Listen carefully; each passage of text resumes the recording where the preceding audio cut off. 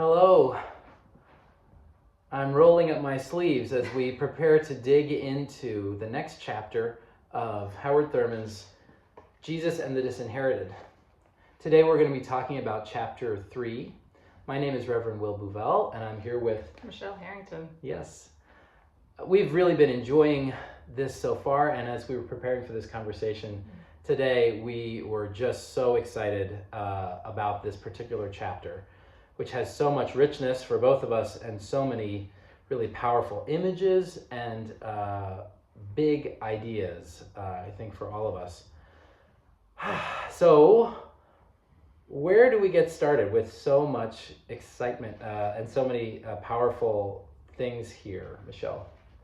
Well, I found this to be a really challenging and convicting chapter on so many levels, and one that can, again, like so much of the rest of this book, take us really into the heart of morality, ethics, and theology, really challenge us again in our foundational Christian beliefs and life of faith in ways that are really powerful.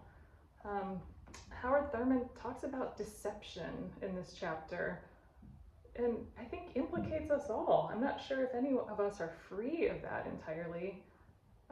And it also challenges us to a life of integrity, a life where parts of ourselves are not walled off for others or saved for our particular social group. But it challenges us to look at the whole fabric of our life and see if we can live with greater consistency and integrity and faith. Mm-hmm. Mm-hmm. Now, one of the amazing things about this chapter is that this is presented as really begun to be framed through power dynamics, like with a parent and child, Sure. Which we all experience, and I, with a young child, definitely am experiencing in a new way now. That those power dynamics, when one party is disempowered or disinherited, I think, as he would say, that creates sort of a problem, an age-old problem that people have been dealing with in lots of subversive ways for all of history. And that's where the idea of deception comes in, that deception seems to be necessary in order for the disempowered or the disinherited to find a kind of power. But there are costs to that power, that kind of power. Risks.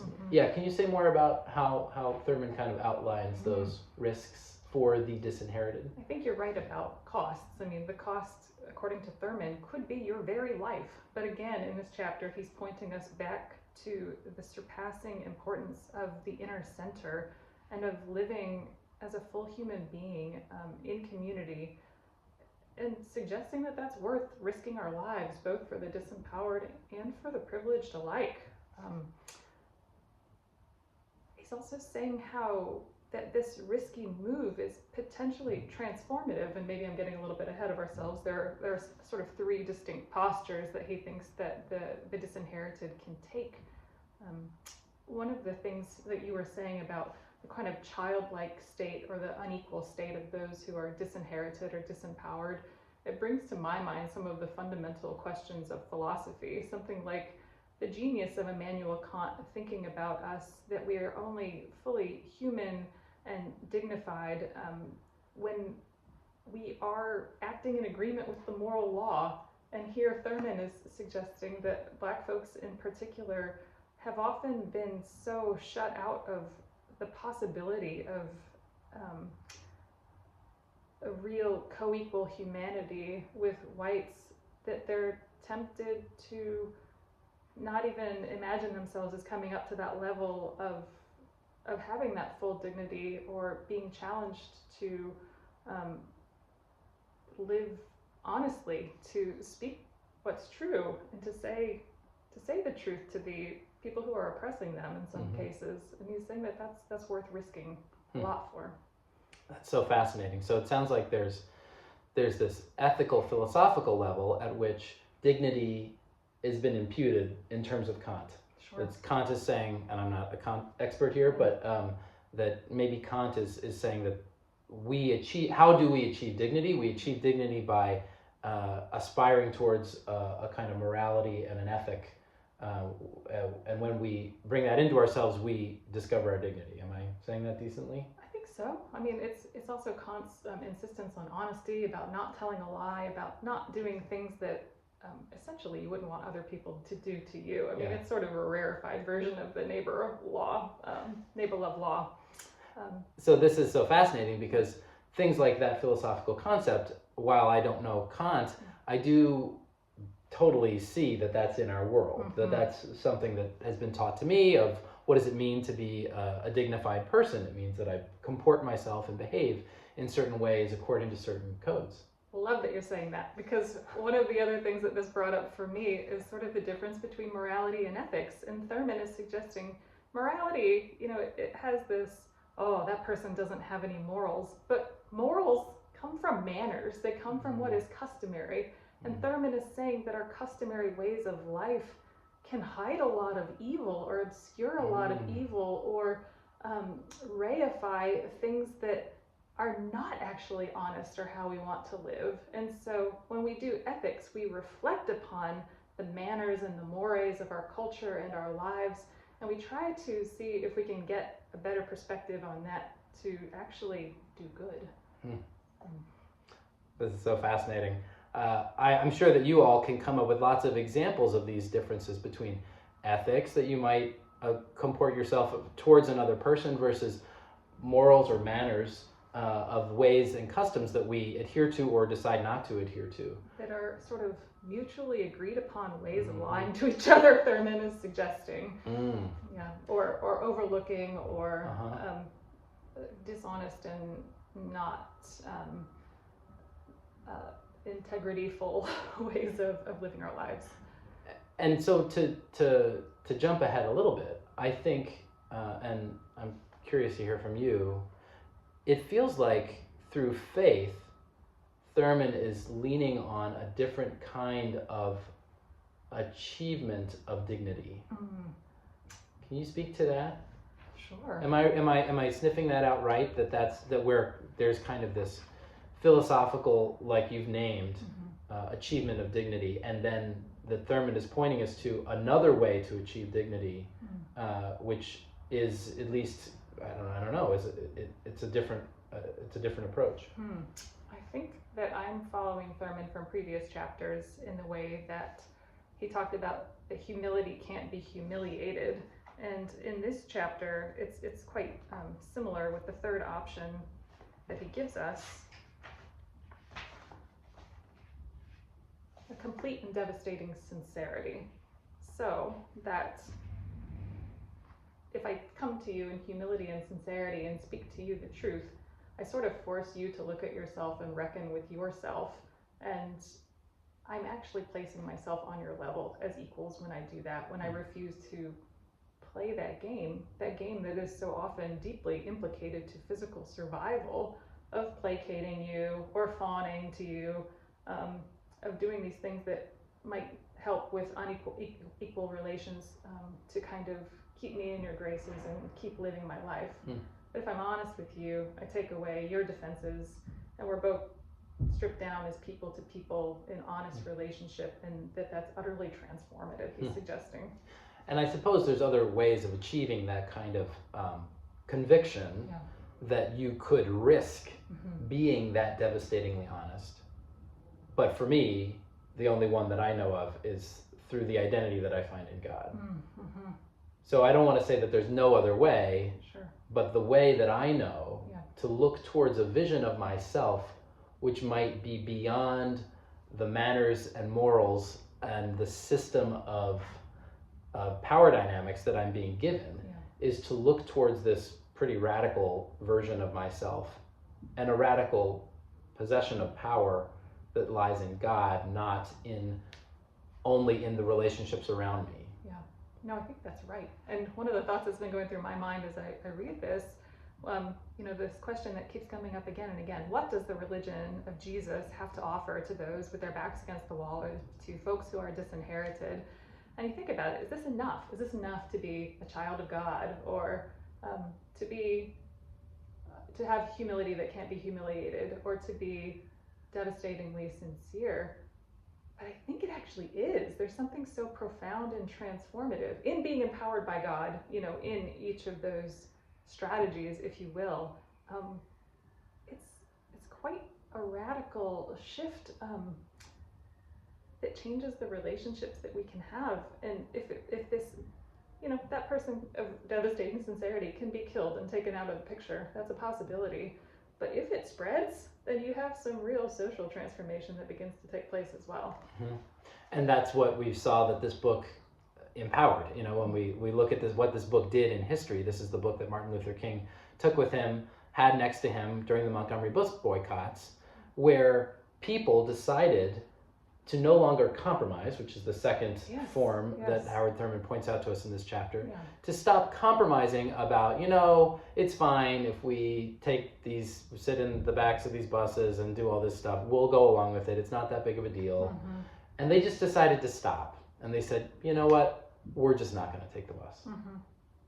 And they weren't hurting anybody. They weren't doing anything wrong. They didn't violate, that's the genius of it. They didn't violate any of the morals or ethics of their time, and yet they called to account the severity. They said, we are going to hold our dignity to the point where we're just not going to play along with you anymore. Mm-hmm. And for over a year, people walked miles and miles to their places of employment every day, there and back, rain, snow, and everything.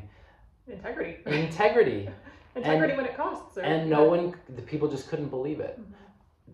I believe that this is really the source in America where that kind of power was able to find grounding in the work of Howard Thurman and in this actual book, which is why it's so exciting to imagine. But I'd like to ask you sort of a different question. Mm-hmm. So we can see, I think it's been palpable to you and I as we talk about this, that this chapter has a lot to say to me, a white person. But the book isn't writing about white people. It's writing about Black people. Yeah. People who in this time had their backs against the wall because they were the disempowered, the disinherited. They literally did not have the legal backing to do and command their integrity. Mm-hmm. You could say that that's still true today for Black people. But where I'd like to take it is, how do we as white people view ourselves in this chapter, and are there any challenges for us as we try to look to what this actually has to say to us, who theoretically are the powerful or the privileged or the empowered or the inherited? Sure. We're sort of reading the negative, the film negative of this and seeing ourselves and what it has to say to us, and it's almost more powerfully convicting in that way. There's a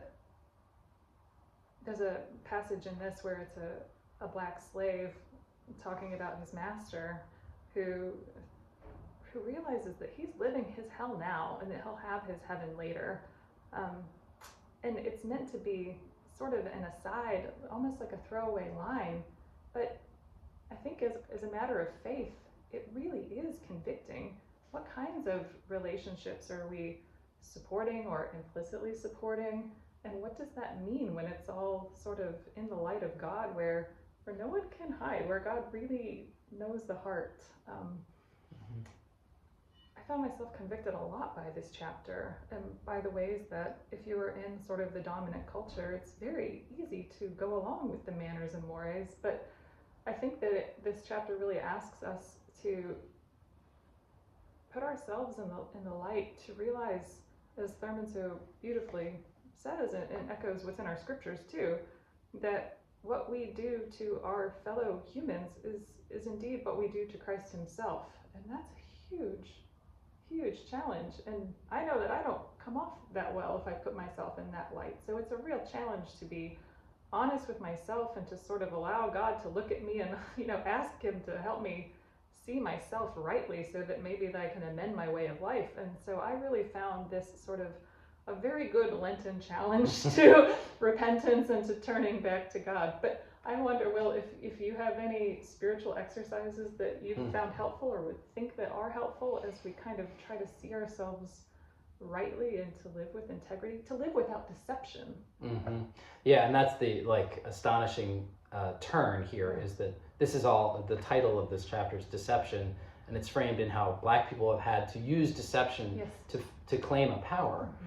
But white people have indulged deception as well to actually live into and accept the privileges and powers which are outsized to their reality. Absolutely. We'll take the flattery even if it's kind of false. That's right, it's because flattering. great, Yeah. you know, like, all right, sure, we'll go with it. I guess I'm curious what times there were maybe in your life where you accepted something that maybe you didn't feel like you had earned. And I think that happens to all of us, and I'm not saying that it's wrong, but I think what's important here is to notice the story we tell ourselves about those things. Did we get those things because we earned them and because we worked hard? And maybe that's also true, but maybe there's other parts to those stories of the people who helped us, or the gifts that were given to us, or the fact that we live in a country that with lots of peace and that, you know, has there's no war. I mean, there's all kinds of benefits that we receive that I don't think we often notice. In terms of spiritual exercises, I think that what's been powerful to me in this kind of work, as I reflect on who I am, even when things like this are written for people kind of not really like me, all fall under the category of confession. I can't make a suggestion of how you come to confession, and I mean a personal confession, not necessarily a sacramental confession. But how do you come to confession deeply and truly, acknowledging very humbly your shortcomings and limitations? I think that God puts that in your heart, and so I would pray for all of you that God would lead you into that space.